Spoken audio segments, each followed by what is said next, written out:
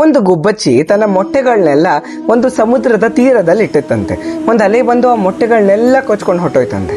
ಇದರಿಂದ ಗುಬ್ಬಚ್ಚಿಯ ಮನಸ್ಸು ಕದಡಿ ಹೋಗಿ ಸಮುದ್ರಕ್ಕೆ ಸವಾಲು ಹಾಕ್ತಂತೆ, ನನ್ನ ಮೊಟ್ಟೆಗಳನ್ನೆಲ್ಲ ನೀನು ಹಿಂತಿರುಗಿಸ್ಲಿಲ್ಲ ಅಂದ್ರೆ ನಾನು ಇಡೀ ಸಮುದ್ರವನ್ನೇ ಖಾಲಿ ಮಾಡಿಬಿಡ್ತೀನಿ ಅಂತ.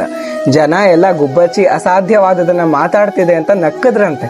ಆದರೆ ಗುಬ್ಬಚ್ಚಿ ಮಾತ್ರ ದೃಢ ಸಂಕಲ್ಪವನ್ನ ಮಾಡಿ ಪಣ ತೊಟ್ಟು ತನ್ನ ಸಣ್ಣ ಕೊಕ್ಕಿನಿಂದಾನೆ ನೀರನ್ನ ತೆಗೆದು ಸಮುದ್ರವನ್ನ ಖಾಲಿ ಮಾಡೋ ಕಾರ್ಯವನ್ನ ಶುರು ಮಾಡ್ತಂತೆ.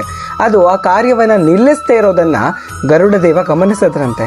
ಅವರು ಆ ಸ್ಥಳಕ್ಕೆ ಬಂದು ಗುಬ್ಬಚ್ಚಿಯ ಮೇಲೆ ಅನುಕಂಪ ಹುಟ್ಟುತ್ತಂತೆ. ಆಗ ಅವರು ಸಮುದ್ರಕ್ಕೆ ಸವಾಲು ಹಾಕಿದ್ರಂತೆ, ನೀನು ಈ ಗುಬ್ಬಚ್ಚಿಯ ಮೊಟ್ಟೆಗಳನ್ನು ಹಿಂತಿರುಗಿಸ್ತಾ ಇದ್ರೆ ಅದು ಮಾಡ್ತಿರುವಂತಹ ಕಾರ್ಯವನ್ನ ನಾನು ಮಾಡಬೇಕಾಗತ್ತೆ ಅಂತ. ಅವಾಗ ಸಮುದ್ರ ಭಯ ಪಟ್ಕೊಂಡು ಎಲ್ಲ ಮೊಟ್ಟೆಗಳನ್ನ ಹಿಂತಿರುಗಿಸ್ಬಿಡ್ತಂತೆ. ಇದು ದೃಢ ಸಂಕಲ್ಪದ ಪರಿಣಾಮ.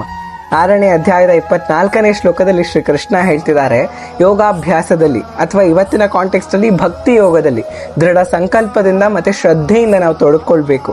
ಆ ದಾರಿಯಿಂದ ಹಿಂಜರಿಬಾರ್ದು ಅಥವಾ ಆ ದಾರಿಯನ್ನು ಬಿಟ್ಟು ಬೇರೆ ಕಡೆ ಹೋಗಬಾರ್ದು. ನಾವು ಊಹೆ ಮಾಡ್ಕೊಂಡು ಏನೆಲ್ಲ ಆಸೆಗಳನ್ನ ಹುಟ್ಟಿಸ್ಕೊಂಡಿರ್ತೀವೋ ಅದೆಲ್ಲ ಆಸೆಗಳನ್ನ ಒಂದೂ ಬಿಡದ ಹಾಗೆ ತೆಗೆದು ಹಾಕಬೇಕು. ಹೀಗೆ ಎಲ್ಲ ದಿಕ್ಕುಗಳಿಂದನೂ ಕೂಡ ನಮ್ಮ ಇಂದ್ರಿಯಗಳನ್ನ ಸೆನ್ಸಸ್ ಅನ್ನ ಕಂಟ್ರೋಲ್ ಮಾಡಬೇಕು ಅಂತ. ನಾವು ದೃಢ ಸಂಕಲ್ಪದಿಂದ ಭಕ್ತಿ ಯೋಗದಲ್ಲಿ ಯೋಗಾಭ್ಯಾಸದಲ್ಲಿ ತೊಡಗಿದ್ರೆ ಭಗವಂತನೇ ನಮ್ಮ ಸಹಾಯವನ್ನ ಮಾಡ್ತಾನೆ. ಹರೇ ಕೃಷ್ಣ.